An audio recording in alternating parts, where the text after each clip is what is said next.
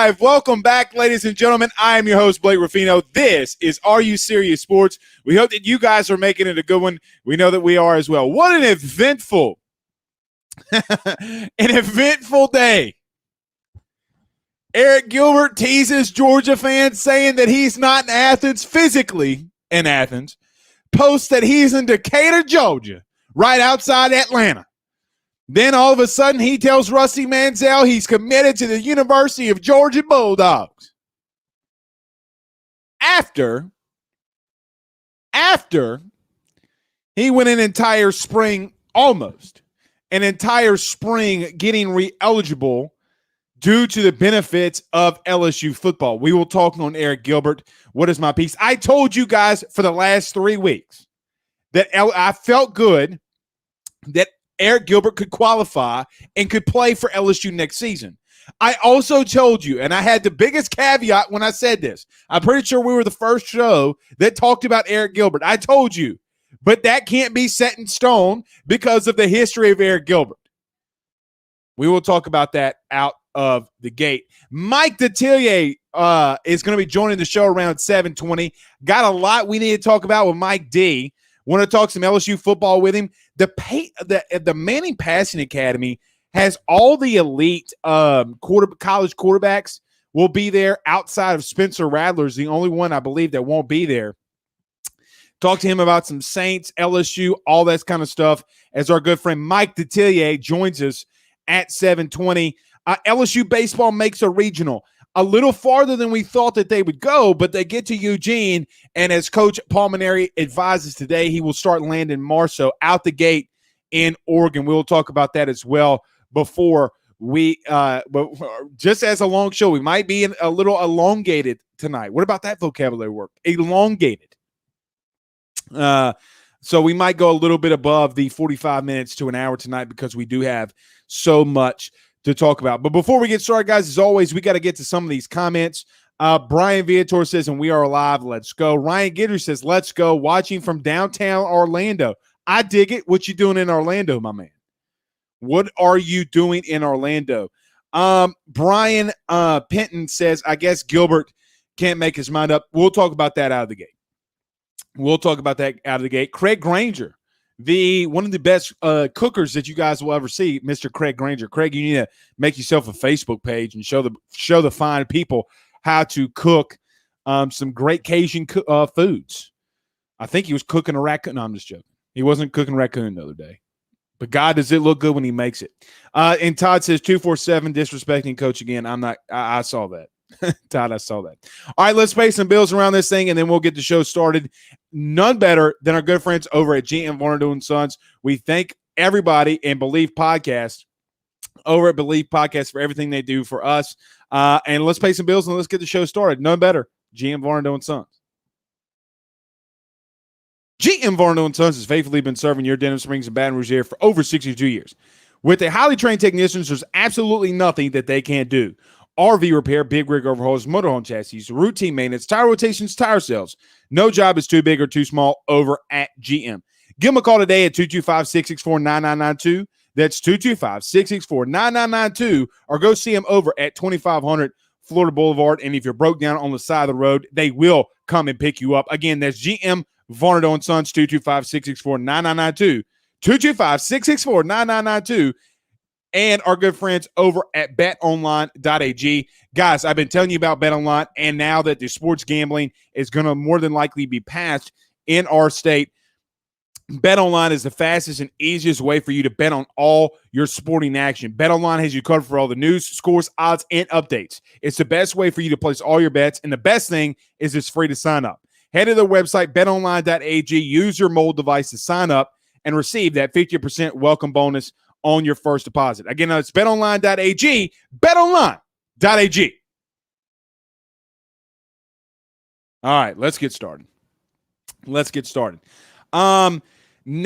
MM2 AD42 BB63. I have a good friend, Nick Rizzuto, who's in the Navy. I'm going to have to tell him. I think he's like a lieutenant, captain, something like I'm not sure.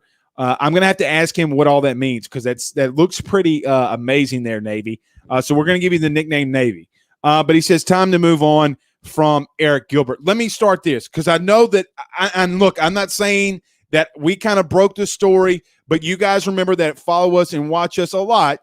3 weeks ago to the day, I told you that I've heard that Arik Gilbert, you know what, I might say we broke it a little, but Arik Gilbert looked like he was going to be eligible to, since some of the things he did in the spring, that he was more than likely going to be eligible this fall. Now, I told you that I believed that he had 6 credit hours 3 weeks ago, or whenever finals was, and that he's going to pass those classes, and then he's going to be eligible.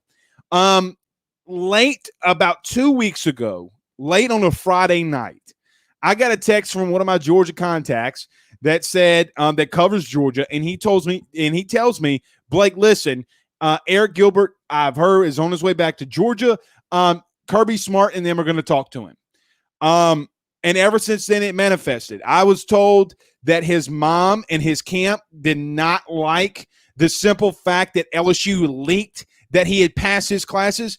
Well, that, with all due respect to his camp, with all due respect to his mom, with all due respect to Arik, bullshit. Don't come with this Rudy Poo stuff after everything that's transpired. Listen, I know that Arik has had some off-the-field issues. I know that Arik has had some mental health stuff that's going on. That's been pretty much chronicalized. It's been pretty well chronicalized of some mental health things that are going on with Arik. However, I do think at some point there comes a point where, hey, man, right is right and wrong is wrong. When you utilize LSU to get yourself eligible and then go play not just somewhere else. If he would have gone to Texas, if he would have gone to Kansas, if he would have gone to USC, if he would have gone to UC, well, maybe not UCLA because LSU plays him. If he would have gone to Ohio State, wherever he would have gone, you know what, man? You just felt like LSU wasn't for you. But he goes to school inside your conference. Now, Georgia fans, because I know that what happens here is Georgia fans are always in my DMs. Not Alabama fans, not Florida fans. We're actually kind of reasonable with one another. We might joke and kid with one another, but Georgia fans have to be some of the most sensitive individuals I've ever met in my life, and it's not close. It is not close whatsoever. Georgia fans, yes, I'm going to rip you when you think that Kirby Smart's a better coach than Ed Orgeron after being 0-2 against Ed O. But look, Kirby gets another guy. He gets Arik Gilbert. He misses really badly the first time he gets him. And in a position at tight end that has not been good at Georgia. Hasn't been good. Hasn't been productive. I forget the 5-star kid's name at Georgia now. We'll have to ask Mike D. But he didn't have a lot of production. So, look, I'm glad and listen, you guys watch this show. You guys know that I'd never trash a kid when it comes to off the field issues. We'll talk about what happens on the field. That's what happens on the field. We can talk about what happens on the field. Off of it, we're going to stay away from it. I don't think it's right for me to come out here and talk about what goes on off the field. But this has just been a very unique case. A very unique case. And I've chronicalized this on our Facebook page. I've chronicalized this on our Twitter over the last 3 weeks. And then Rusty Menzel got it. Shea Dixon got it. Mike Scarborough got it. A lot of people were watching this, and it looks like he's just going to be going to Georgia. The biggest question I got in reference to Arik Gilbert is, how will he be qualified? I don't know that. A lot of people say he's not enrolled at LSU. I'm still digging on that as well, but I think that that's bullshit because how are you taking classes at LSU and you're not enrolled? That's not how this works. That is not how this works. You actually have to be enrolled in school to take classes, whether it be online, whatever it may be, you have to be enrolled. So a lot of people say, well, he's going to be here on June the 12th or June the 11th, whatever it is, when the Georgia team comes and they all meet up. Well, with all due respect, you can't be dual enrolled in the NCAA. That's an NCAA violation. So there could be a scenario where he goes this entire summer without being at Georgia or enrolled in Georgia, and he might have to wait until August or when his summer school ends. Now, that might be at the end of June. That might be early July. That part I'm not sure yet. I don't know the kid's courses. But he's not going to be there right now. And if he does enroll, at Georgia, I'm going to have a lot of questions as to what's going on. However, good for him. Good for him. He gets to be closer to home. He gets to be closer to mom. But we have to kind of say, even though there might be some mental things that are going on with Arik, and let me say this too. For the individuals, or maybe individual, that is going to trash a kid, regardless of what he did. I'm not talking about, look, I'm as frustrated covering this, guys. This last 3 weeks, I'm glad it's over with. Guys, I've fielded more phone calls on Arik Gilbert the last 3 weeks than I know what the hell to do with. I'm honestly, I'm so excited it's over. And it better not be coming back to LSU. If he doesn't enroll in Georgia, please, God, sweet baby Jesus, heaven on water, please do not come back to LSU. I'm not covering it. Give it to somebody else, because I ain't going to talk about it. I might say Arik Gilbert's back if he, for whatever reason, he comes back. I ain't talking about it no more. 15 straight days of fielding phone calls on Arik Gilbert. I'm not doing it. It doesn't.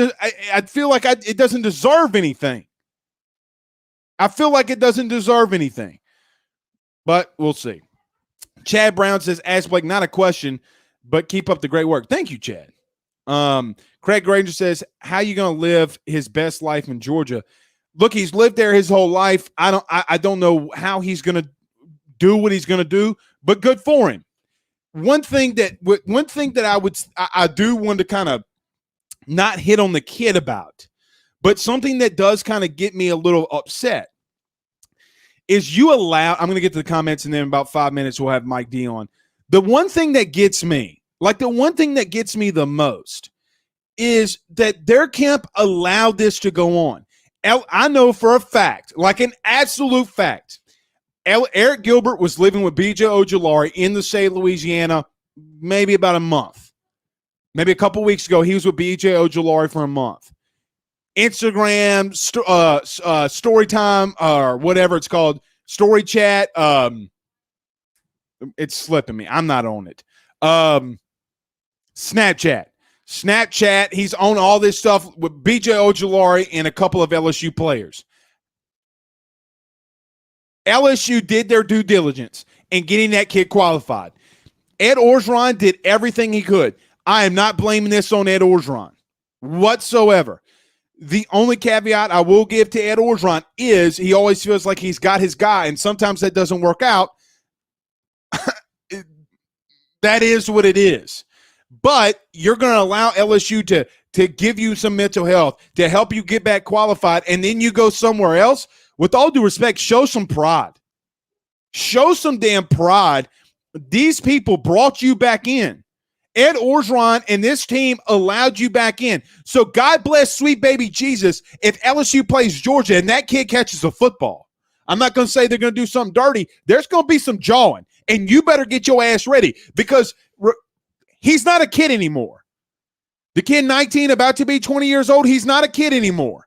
We can't treat him like, when you get on that football field, get ready. Understand that. Nookie said, I saw this. I missed the comment. Nookie said Georgia fans are a special breed. That they are, man. That they are. All day long. They were in my DMs on Twitter giving me a new one. One guy said that I'm upset about I don't have titty nipples. It's ridiculous. One guy looks like he lives in a trailer park and doesn't have teeth. I mean, good googly moogly, man. I mean, all up in my DMs, mad because I said he's not in Athens after he told you I'm not in Athens. Breaking news. Arik Gilbert says he's not in Athens. Doesn't mean he's not going to Georgia. God bless, sweet baby. Oh, Georgia fans, I guarantee you, there's 365, sometimes 366 days out of a year. I guarantee you that I will have at minimum 366 DMs from Georgia fans in a year. It's one a day, even sometimes twice on Sundays. Hunter Fontenot says he just made himself an extra offensive lineman, an offensive lineman that doesn't block at that. Yeah, I mean, it's going to be interesting to see how they utilize him. Robbie Smith says, so Blake, you're not upset that he's leaving, but you're upset that he has the option to go to Georgia. That's not what I said.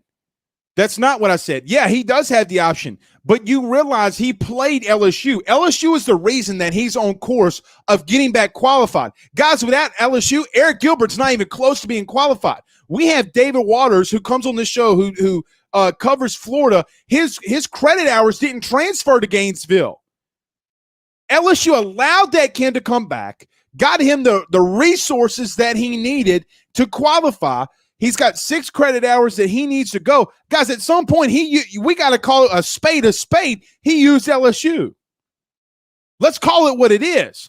You guys know when you come on this podcast, we don't hold punches. Shame on that camp. And then now they're upset because LSU leaked that he got good grades in the spring. For crying out loud. Guys, I've been all for player empowerment. I've said yes to name, image, and likeness. I've said yes to kids transferring. But some things you have to take pride in. That's one of them. That is one of them. No, I'm not going to stick up for a kid who did what Arik Gilbert did. Now, does mental health come into this process? Absolutely. Absolutely. Ryan Thibodeau says, hashtag ask Blake, how is that not tampering? Because he's technically in the portal.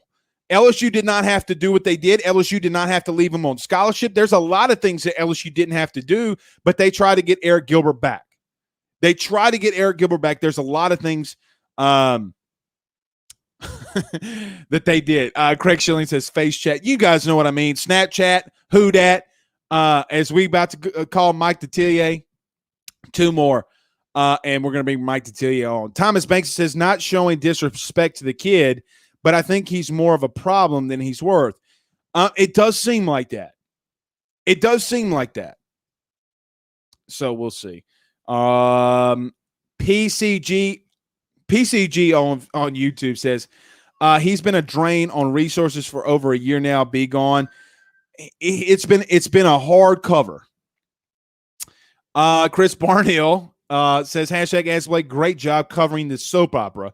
You covered it well. It's time to move on and talk to this baseball coaching search, which we will.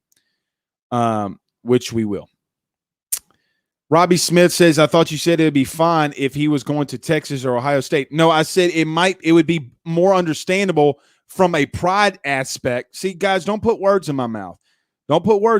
See, Robert Smith. It's the same Robert Smith I think we blocked a while back. All right, let's do this. Let's get to a quick break. Mike Detillier is coming up next. We're going to give him a call. We're going to talk some LSU. We're going to talk some Saints, but none better than our good friend, Mr. John Patton, over at GMFS Mortgage. Guys, are you thinking about buying a new home, saving money on the mortgage that you have now, or even doing a cash-out refi? The timing has literally never been better. With the federal government pushing up some loan rates, you have to get in touch with John Patton today, saving AYS fans all across the great state hundreds and hundreds of dollars. Get in touch with him today at 225-614-1234. That's 225-614-1234. Purchase, refinance, building, renovate. GMFS, John Patton, they are changing lives. And our good friends, there we go. Our good friends over at the Drake Williams Law Firm, 985-386-7600. 985-386-7600. That's drakewilliamslawfirm.com. Real estate, successions, DWIs, they do it all. That's drakewilliamslawfirm.com. drakewilliamslawfirm.com. All right, let's do this. Let's give Mike D a call. Here we go.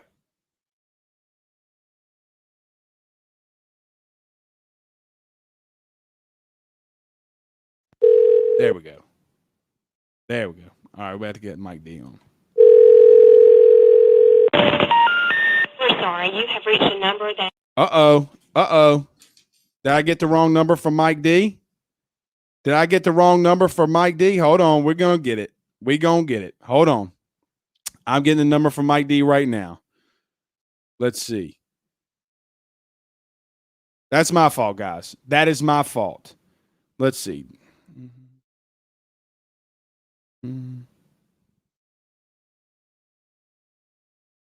Hold on, we're getting Mike D. Hold on. Let's connect with him.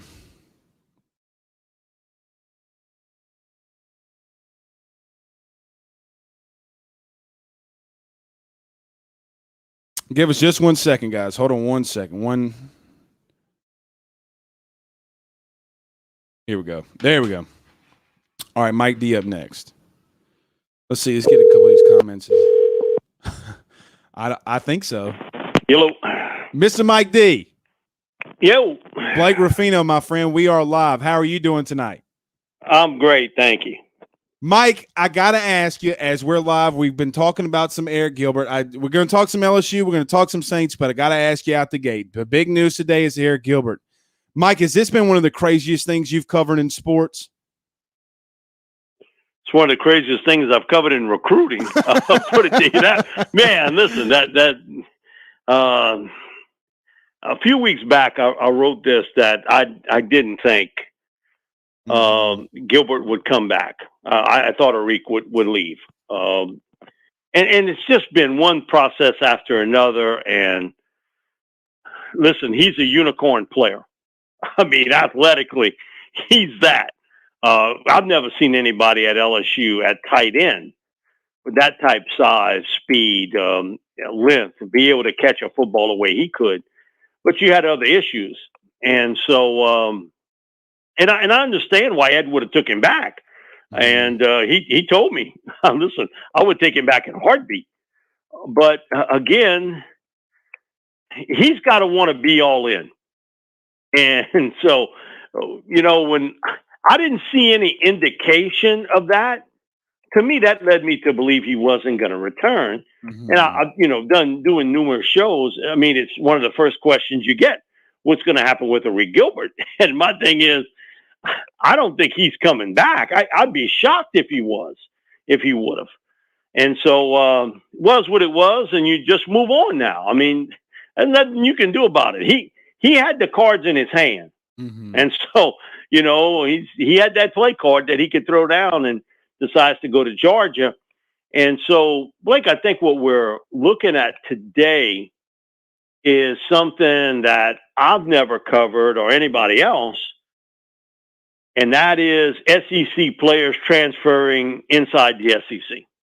Mm-hmm. It has not happened. But, they're going to amend that rule.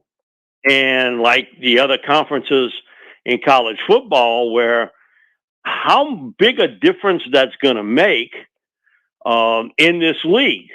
Okay, Alabama needs a linebacker. They go out and get Tennessee's linebacker. LSU needed safety help. And you got Major Burns to come back to Louisiana. And, now you got him, leaving Nicholls State, with Pig Cage leaving to come to LSU on a scholarship situation, which will be set up for next year. And he's a really good player, too. I saw him in high school play a lot, watched him at Nicholls, watched every game last year. Man, he came in there and he made an impact. Right. He's not the biggest cat around, but, man, he is a scrappy guy, smart, instinctive, great coming off the edge as a blitzer. And for not being a big safety, I was surprised how well he tackled in the open field. And that is something today, it's worth its weight in gold. So it's new. We're walking in new grounds today with guys being able to go inside the conference, just like we saw TJ transfer to Auburn. And that wasn't the case in the past. You weren't going to be able to do it. But now, they're going to amend that rule and what it does for some teams that will go cherry picking. Mike, it's an interesting point that you bring up in reference to kids transferring in the SEC. It's going to be really interesting to see how the SEC mends that, because I know that they don't want that, because, Mike, it's going to be tampering a lot too. But you talked about looking forward and moving forward with LSU. So let's do that. Mike, I don't know how else to say it, and I'm not saying this LSU team's going to the playoff. It's not what I'm saying. But the experience this team has with 30-plus starters or 30-plus guys that have an SEC start or have started against the SEC, like guys like Mike Jones, do you think this experience carries this team a long way, and could LSU find themselves in the Alabama week or maybe at the end of the season looking for a playoff spot at the end of the year? I think the most critical game is game one. Mm-hmm. LSU is a better football team than UCLA. They are more talented than UCLA, a more physical football team than UCLA. But look what happened to lead to some of the things that happened last year on defense and how quickly all that can be amended because you play in UCLA and Chip Kelly. Okay, guess what? I know Chip's going to throw it. I mean, he has watched that film. He hasn't been blinded by it. And he's going to attack. No, he's going to attack that area. Right. Now, I think one of the things, and talking to Coach O about this, right at the start of the year, he had high hopes that, listen, we got an 8-9 man front defensive line wise that we think we can get a lot of pressure on the quarterback. And I think that's the big part of today's defenses. This is not watching TV when you were a kid. This ain't your daddy's defense or your grandpa's defense. You're going to give up yardage. But, right. You got to stop them from scoring touchdowns and force them to kick a field goal and get turnovers. And that all leads to what you can do up front. And you couldn't be more confused than what you were a year ago in the secondary. I mean, it seemingly every play that was a mental gaffe one way or another. So that first game to me is so critical because of how the schedule sets up for you. If you can win there and gain some confidence, not momentum, because momentum lasts until you play the next game and they knock you in the teeth. Right. But confidence in what you're doing. And, okay, you're playing early on now, Auburn team with a new head coach, a new scheme offensively. They've, to me, it doesn't take a rocket scientist to figure out that their best teams are when they could run the ball. Right. Mm-hmm. And Gus, I have no idea what he was doing. Man, he got a big stud in the backfield, and that ball ain't heavy. All of a sudden, give him that football 25, 28 times a game. Right. And, you're playing Florida, and, okay, you lose Kyle Trask, who was a really good player. And Pitts, even though you didn't see him last year, but you've seen him in the past, a first-round pick wide receiver in Tony, another guy that goes into the NFL. You lost a couple of linemen. Defensively, man, they seem confused. Mm-hmm. When you watch tape of them, coaches tape, and watch how out of position they were so many times, almost the entire secondary is gone with the exception of one guy who's really good. And can they get a pass rush? Man, you could roll this, with some confidence. Now, that Kentucky game is interesting because, listen, they do things a little bit differently there. Mm-hmm. They sort of stick you the middle finger and say, hey, listen, we're going to run the ball, and I dare you to stop it. Uh-huh. I dare you to stop it. And so it's a physical game when you play Kentucky. They not a huge threat throwing the football, haven't been for years. And so I see where you're going with this, and you are absolutely right. And I did a show a couple weeks ago with Bison, and one of the things we brought up there was the opportunity here.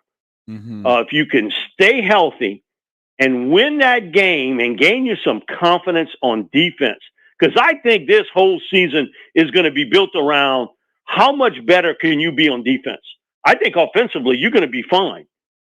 You got to run the ball better because I think in today's game, it's not about pounding the rock 25, 30 times, but you got to run it when you need to and have to. Right. And last year, every game, virtually, you were getting met in the backfield by defensive linemen. Mm-hmm. And your offensive line was as soft as cotton. So you can say, okay, we're bringing all them guys back. Well, man, they didn't jump out at you as being this real physical unit. And so that to me is the key offensively. I think no matter what happens at quarterback, if it's Miles or if it's Max. And I think a couple of the young receivers, freshman receivers, will make an impact. That's a position where we have seen in college football a freshman come in and he can play. I think 7-on-7's changed the world. Mm-hmm. Pete Jenkins always sort of teases me about this. He said, when you wrote that article 5 years ago about what you saw at our camps, because we have 3 major camps here on the Bayou, and when they would blow that whistle and they would say, okay, defensive linemen go over here, inside players here, outside players there, man, I ain't never had to worry. Them guys just walk around me. I mean, it was just a handful. Right. But when they said receivers go over here, man, I got out of the way because it looked as though, if we had 400 young men, 150 of them were playing receiver or flex tight end. And that was 5 years ago. Now it's really changed the world on what's happened at LSU, certainly with Justin and Jamar and Terrace Marshall. And, you got another budding young superstar in your hands with Keyshawn Butte. Man, you can have a couple of these freshman wideouts make a difference. I really believe that. And I'm interested, too, they want to get the ball to the tight end, okay? Mm-hmm. They have not found the guy that could take Clyde Edward-Helaire's place as a receiver coming out of the backfield. Clyde was great route runner, and, man, he caught the ball so cleanly. And then when he got him in open field, yeah, man, you better grab him quick because you got one shot. Right. Because he's spinning and he's taking off. None of those guys have stepped up to the plate. So my thing is that there's got to be a tight end here. And we'll see what happens with Cole, who's a huge target guy. You're talking about a 6'6" tight end. But Besh at tight end as a flex tight end. Man, because you watch him, he's going to be a physical mismatch for some defenders downfield.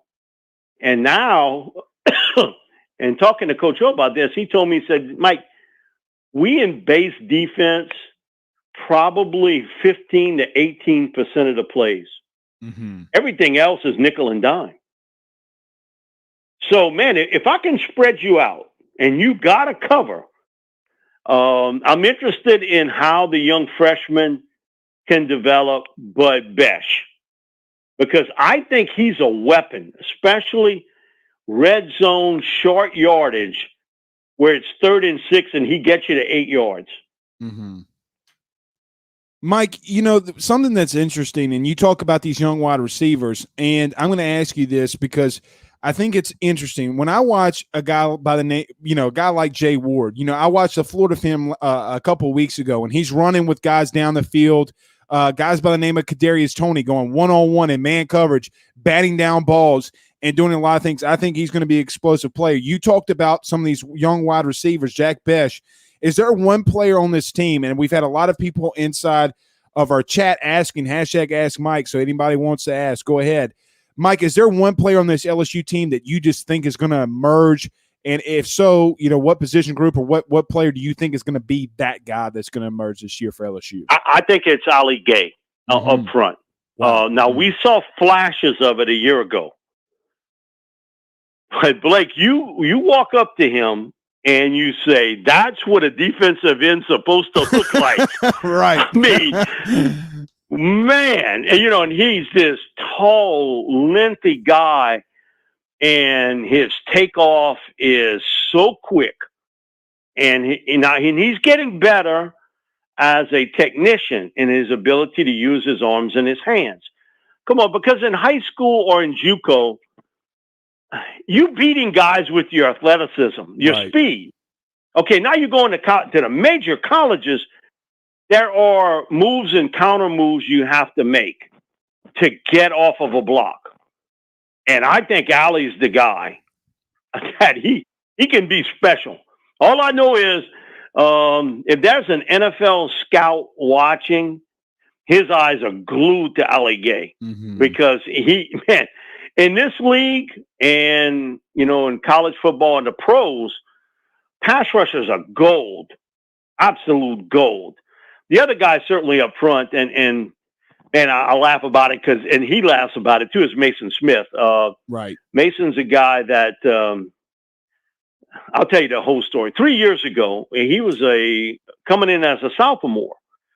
And there's a lady lawyer in Houma that I know really well, and her son had played Terrebonne early. And she tells me, hey, listen, there's a guy at Terrebonne, a really big guy. His last name is Mason. And, it didn't ring a bell to me. It's okay. So I go to a Terrebonne game, and, I go talk to Gary. And I tell him, you got a defensive lineman here, big defensive lineman. His last name's Mason. And he looks at me and said, oh, no. He said, his first name's Mason. And if you old enough, you would get this. That was a TV show years back. Marlo Thomas played that girl. Mm-hmm. And he pointed and he said, he's that guy. And I say, you got to be kidding me. He said he's not even 15 years old yet. I took a look and I was like, wait a minute. Whoa. So, I walked up to him and he's like Clark Kent. He was wearing the glasses and he stuck his hand out, man, and I could tell, man, he had some mitts on him. And he said, man, I listen to you all the time. I read about it, man. And so he was, great. And I watched him in the game. His pass rush skills caught me right off the bat. And I'd asked him, how many scholarships you have? And he said, probably 5 or 6. I said, okay. Now, he played that game. And I think it was the following week. I called Coach O and I said, listen, they got a guy here at Terrebonne. He said, yeah, don't worry about it. Mason Smith. Okay. Well, but next time I see Mason, he don't have 5 or 6 scholarships. He's got 25 or 26 scholarships. Because I wrote the article and I was like, wow. And, I was getting phone calls from people and some of the different talent deals about, I've never heard of this guy before. Mm-hmm. How good it really is. I was like, man, all I know one thing, they ain't got a lot of guys I've seen here on the Bayou that can run like him for a big man. Mm-hmm. And we've seen film and we went there and filmed him at Camp Mula, and Ernest Harvey has his place there. And he's not the best big man football player I've ever seen on the Bayou. That goes to Arik Andelsek. Right. And Arik was a monster player on both sides of the football. But man, Mason, his ability to comprehend what's being thrown at him and use it. But man, he's going to make an impact, I think, pretty quickly as an interior pass rusher, which, I work with 5 former NFL quarterbacks weekly. And they all tell you the same thing. I hate it. I don't want nobody in my face because you can't step up in the pocket and get in the launch pad if you got a guy right there. Right. You got to either move left or right, or you got to move backwards. And I'm interested in McLaughlin at corner because that is a position where if everybody's healthy, Stingley, Eli Ricks, looks as though Cardell would be the nickel guy, but you need 4. And he had a terrific spring. He sure did. If anybody watched the spring game, he was like in somebody's hip pocket every play. And he is really, he's built like, if you say prototype LSU corner, he's it. Right. And so those 3 guys, Ali as a senior, Mason certainly as a freshman, and McLaughlin as a sophomore. I'm interested in that. The one area that I'm probably most interested in is how well your linebackers can cover. Mm-hmm. Because I think that's an area that's so difficult today. It's the hardest position to find to have a linebacker because you're stuck, okay, with these RPOs. And, you can stick that ball in the belly of a running back. So your first instinct as a linebacker is it's a running play. So I'm headed up the field. You know what happens? He pulls that ball out and throws the ball right over the top of you. Mm-hmm. Okay, it's 3rd and 7. Okay, we gonna play coverage. Okay, so you all spread out. You're in dime coverage. The linebacker's there. Your instinct is, okay, they're gonna throw it. You're putting it in reverse. You know what they do? They hand it off to a big damn running back, and they run the football. Right. He gets through that first wave, he's scot-free. Mm-hmm. Just because, and he's up against a 190-pound corner, a 210-pound linebacker. How well Jones can play. Now, because he's been used mostly in that nickel position as a cover guy. Mm-hmm. Can Damone Clark turn potential into production? Micah Baskerville, I thought, played really well late last year. Right. I thought he was the best of the linebackers. I thought he played better than Jabril late. And, he had some great issues he's got to get. So how that all sort of meshes together, because we're seeing this new breed of linebacker, of part safety, part linebacker, and you got to cover, because you know what? You run out of downs if you can only play the run. Right. You play first down, get off the field. Hey, you got to get off. It's that old Matt Millen line. Hey, I didn't retire. I ran out of downs. Like you said, when I first got in the league, I was playing 3 downs, and it got down to 2 downs, and I was 1 down, and then, like you said, I just ran out of downs. And so, but that's the world we living in, Blake. And so I think, again, we going right back to the crux of the matter here. Mm-hmm. Is how much better can this defense be? Can they understand and grasp things quickly in what's going on? And I've known Durante now a long time. We go back to when he was at Nicholls State, when he was an assistant. Mm-hmm. And so and he's bounced around, so he's picked up a lot of different things along the way. And so, man, that first game to me is huge, because if you come out of there and you've played well defensively, you win that game, you could spring this into a lot of wins because of confidence. Mm-hmm, right. And you're going to get good play out of your quarterback position.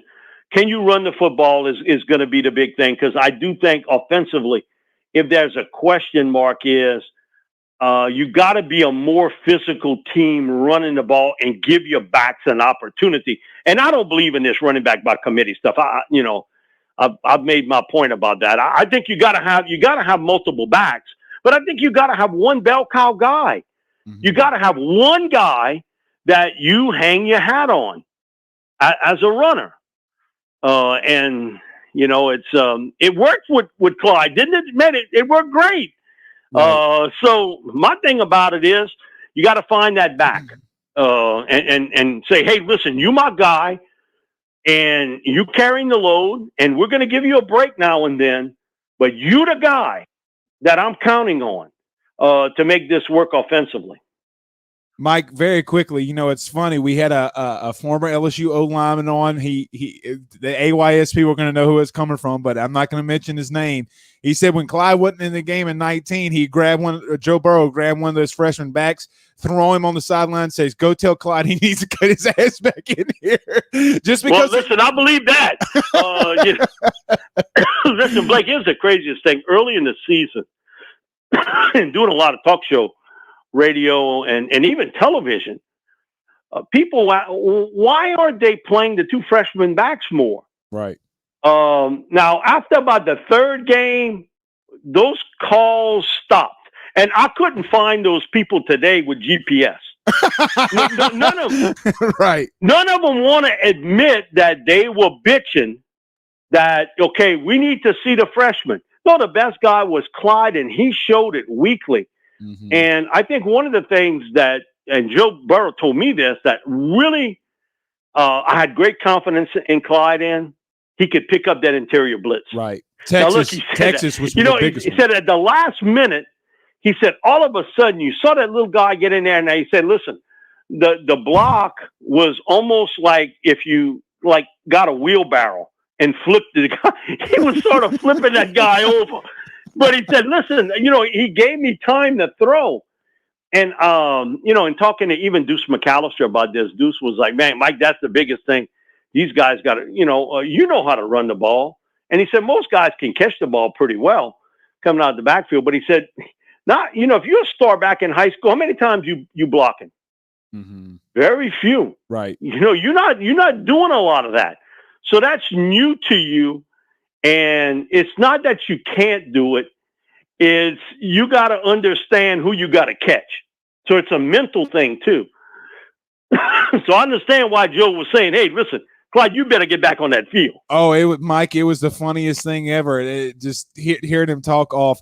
Mike, a couple more questions for you. I greatly appreciate you joining the show. Mike, Detillier.com, SaintsReport.com. I want to move very quickly to I want to get into some Saints. We'll have to bring you back on to talk that. But I saw something today about the Manning Passing Academy. All the great quarterbacks that are coming in. Miles Brennan and Max Johnson's on that list. Mike, is this the most anticipated quarterback competition? And I know that we've had Rohan and Booty in there from a while ago, but is this not one of the biggest quarterback competitions that LSU, maybe the nation, has right now that we've seen in a long time? It's been a long time, really has. And Archie and I talked about this a couple of weeks back. We had an event to honor Frank Monica, who's retiring from St. Charles Catholic. God bless him. One of the great guys in this business and just an unbelievable coach. And Frank and I have known one another for over 40 years. So Archie was telling me, he said, Mike, I'm doing something I've never done before. And I said, what's that? He said, I got two quarterbacks from the same school. Mm-hmm. And he gave me that look, and I said, you don't have to go no farther. He said, I talked to Coach O, and I told him, I said, Coach, who do you want to send? He said, I want both of them there. Mm-hmm. It has never happened. Wow. Never happened in the 25 years of Manning. Now, Lowell Narcisse came in a few years back and just threw him to Thursday and left. In 2019, Joe was there, and that's when, he shocked the world saying, I'm telling all of y'all that can hear me, all of y'all, we're gonna average 40 points a game scoring. Mm-hmm. And that was this audible gasp of where are you transferring to now? And so when he walks out and I see him, he had told me, he said, listen, he said, this afternoon, he said, y'all doing the show here? I said, yeah. I said, we'll be doing WWL radio here. And he's like, who's coming this evening and throw? I said, no. He said, Miles Brennan. Uh-huh. And Miles threw right in front of us. And he was there. Coach O had talked to had Archie and talked to him about having Miles come there, talk to Eli and Peyton, and just sort of go through things and what a young quarterback goes through. But he was only there for one session and out. This is the first time in the 25 years of Manning there are two quarterbacks, same school. So that tells me a lot right there. Archie would never really want to do that because, it kind of puts both of them, in an awkward position. Mm-hmm. Because media is going to be there to question them about competition, everything else. And, they hear about it every chance they get. But now you're on a really big stage here to do that. And so, it's a huge competition between the two. And so it's interesting battle. And I think if Miles is healthy, I think he is leading by a little bit. Mm-hmm. But Blake, it's close. Man, Max is, if Miles turns around, he can feel that breath of Max right there. And so it's going to be interesting how you handle that. I know Ed went through this before. He was not the head coach, but at USC, that was quite a battle between Matt Leinart and Matt Castle one year. Right. Mm-hmm. And that ended up being the game they played at Auburn. And, they tanned Auburn's backside good that day. And Leinart became Leinart, just an unbelievable college quarterback. But that was a real tight competition, and Pete let that get to the bitter days. I mean, I'm not sure it wasn't the Wednesday or the Thursday before the Saturday game that he made the decision to go with Leinart. And it was that close. And, Leinart, once he got in the game, then you saw he was the guy. Nothing against Matt Castle. He went on to play in the NFL a number of years, but, it's quite a battle. We have not seen that before. And I got LSU fans, and God, just because, I grew up with the head coach, their deal is, man, this is going to cause a lot of controversy. I was like, wait. For years, you were complaining that we didn't have enough quarterbacking talent. Now you complaining that you got too much. Right. So I would tell him the line Hank worked for us at WWL for a while. He took my Ditka's place in the casino shows, and he'd always call me by. He said, "By, let me tell you something. I never worried about not having enough talent. I'm all, man, when I got talent, I'm happy." You see, when I'm upset when I don't have it. Right. And so, man, is that the biggest? And it's going to be a huge story because of how the season ended with Max and how it ended with Miles. But wouldn't you rather have that competition than not have one? I certainly would. And Mike, inquiring, very big minds, it might just be me, but when you say that, okay, and I'm not trying to I don't know where this is going to go, but I'm just going to throw this out here and get your thought on this. Archie and Ed obviously have a seriously good connection. Do you think because of that connection, he has a grandson named Arch, you start throwing in that connection between the two and how they've done these things in the past. This is the first time they're doing it. Do you think that this is something that we should keep our eyes on with Arch moving forward as a recruit now that he's saying, "Hey, Ed, do you want both?" And he lets him come in. Do you think that that's something interesting in the development on what could happen with Arch? I think it's a long shot at best that Arch Manning go with LSU. Okay. Well, I'm just telling you. Listen, you got to say the right things and to the right reporters, okay? But there's some dynamics here that it would be shocking to me if Arch end up at LSU. Now, again, his teammates are going there, and God bless them. Bo Bordelon, I know his dad been very, very well. His uncle Boise. My dad worked for Bollinger Shipyard as a CPA for almost 42 years. It was like 41 and a half years. So I know the Bollingers and the Bordelons. And I tell you what, he got a little brother, Brett. Man, Blake, he might be the better of the two. That's what I keep hearing, Mike. No. Let me tell you, Bo is a guy. Bo plays tackle, but I think he's going to play inside. He's going to be a center in college football. But Brett is a little bit wider, a little bit bigger, and I think that's going to be interesting because we're having the Louisiana line camp here at the end of the month, and Brett is going to be one of the guys participating at the Louisiana line camp. And guess who's his tag team partner? Tell me. Hyde Manning, the younger brother of Arch. Right. And so when we got the papers in, it was like, okay, this is interesting. And so I got to talk to Archie about it. And he's like, Mike, man, because, I know Arch a little bit, but, Hyde was a little bit younger. He said, he's a lot like Cooper. He said, man, he's got the gift of gab. And he said, I don't know how much bigger he's going to be, but he said, I finally got me a lineman. And so that's going to be interesting. Now, he's just going to be a freshman, and he's going to be a backup center. But that there's going to be a picture somewhere of Manning snapping the ball to Manning. Absolutely. And so both those guys, excuse me, are going to be here at Louisiana Line Camp.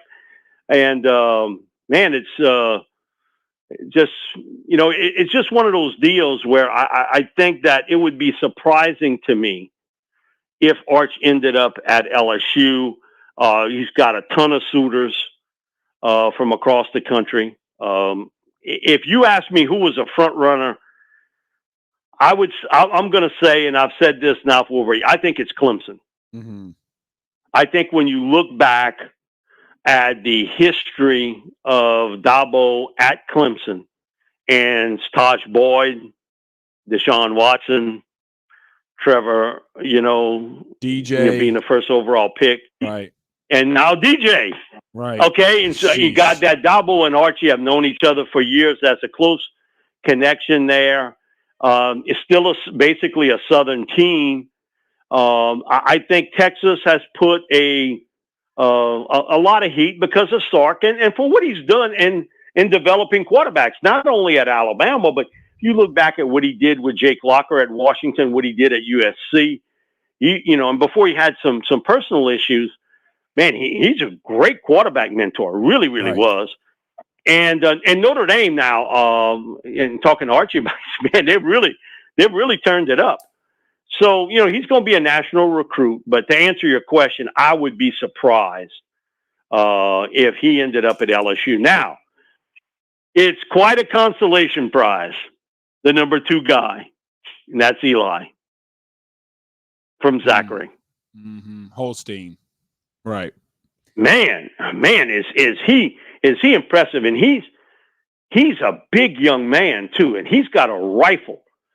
But his delivery, I was telling this to somebody today. I was talking to Julie Boudouin about this, and I was like, if I close my eyes and I didn't see Burt Jones as a high school player, but I saw him at LSU.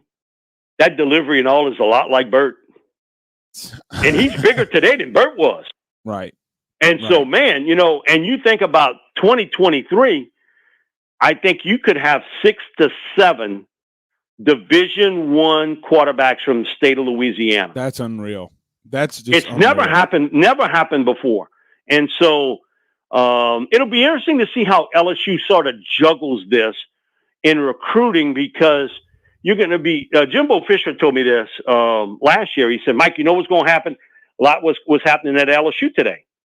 You're going to have a veteran quarterback, and the 2 backups are going to be freshmen.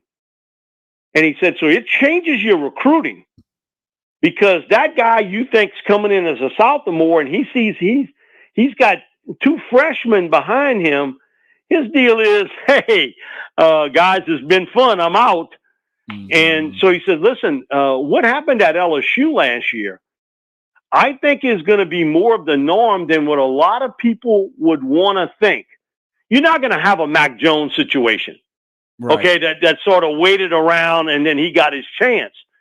I think that is going to change how you think about recruiting, short term and long term. Because what happens if you, let's say Miles leaves after this year and turns pro, okay, and you would have Max. Oh, who's your backup? Okay, Garrett. Right. And you got Jamie Howard coming in. But, one thing with quarterbacks, they know the guy behind them. If he's pretty good, man, I might be better off somewhere else.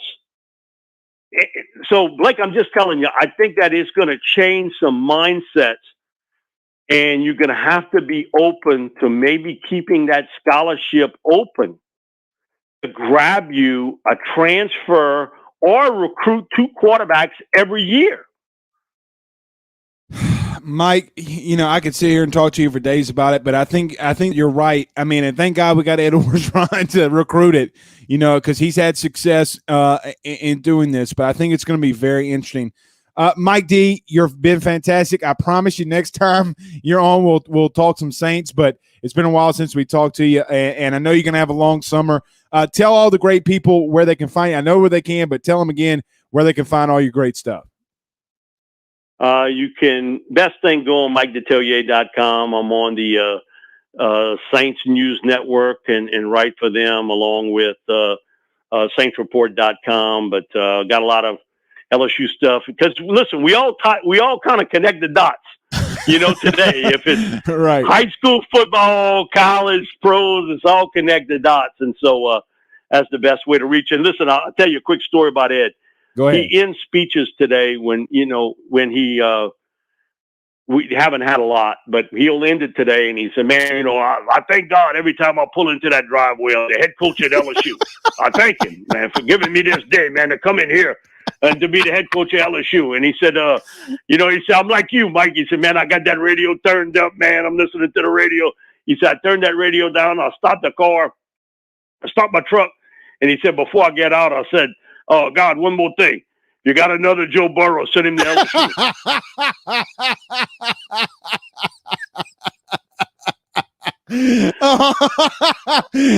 I mean, that's got to be the prayer, right? Like we're calling on St. Mary on that one, right, Mike? Like there's no doubt about that. Yeah, and Joe changed the world, brother. Changed the world. Absolutely. Mike D, thank you as always, my friend. You have a good night. Brother. We'll Appreciate talk soon.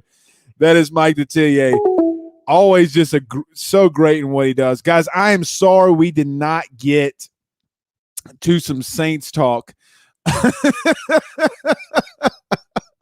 We will get that with Mike before the season for sure. We'll talk to him about a lot of Saints stuff. Just a lot of LSU stuff we needed to cover as well. Let's do this. Guys, get over to my good friend, Mr. Richie Roche, over at Roche's Lawn and Landscape, 225-937-7220. That's 225-937-7220. If you want the best looking yard in your neighborhood, give him a call today. Again, that's 985-937-7220. Tell him your good friend, Mr. Blake Ruffino at AYS, sent you on by. I know that we'll have a lot to talk about. We'll talk a lot of LSU baseball tomorrow. I want to say this very quickly before we end the show. I'm glad LSU got in a regional. It was very interesting to me that LSU, a lot of people are bitching and complaining and moaning in reference to LSU not being one of the 4 teams on the bubble. Come on, man. I mean, they have the 4th strength of schedule. Their RPI's in the top 30. I mean, what else did you expect?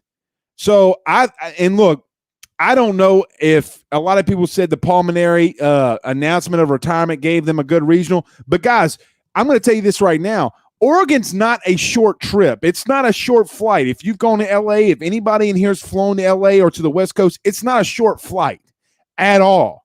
The time change, jet lag can really be an issue, and that's why they're leaving out tomorrow morning. I think they're leaving. I think Pulmonary said around 8 or 9, but they're leaving out early tomorrow morning. I'm gonna throw this out there. Now, this team has been very inconsistent. Again, we're going to talk about a lot tomorrow. Very, very, very inconsistent. I see the comment. I'll get to that in just a second. But I think that LSU has a good chance that they can go out there and win the first game against Gonzaga. They can go out there and they can beat Oregon. It's a great regional to be in. Would be very interesting to see LSU then, who is paired with the Tennessee regional, for them to go to Tennessee after Pulmonary had some very choice words for Tony Vitello and Tennessee after that series that LSU had in Knoxville. I don't mind that he's starting Landon Marceau in the game 1. That doesn't bother me at all. And I think you give the ball to Mikael Hilliard in game 2, and I don't think you look back at it. So again, a lot of baseball talk tomorrow. I saw this comment. Chris says, ask Mike about what he thinks about Arch Manning. We did. He said that he feels like he ends up in Clemson. I'm not going to disagree with Mike there, but we'll see. All right, guys, we went above the hour. We usually stay around an hour. Let's do this. We'll be back tomorrow. We have another big time guest that's going to be joining us tomorrow. As we're going to be talking some LSU baseball talk. Kaylee Hartong is going to be joining us at 7:20. The ABC News correspondent, ESPN, stuff like that. She covered Pulmonary. She loves Pulmonary. We're going to be hooking up with Carly Hartong tomorrow around 7:20. But until then, guys, we will see y'all. We'll see y'all tomorrow. Be safe with that weather. Have a good night. Peace out, Girl Scouts.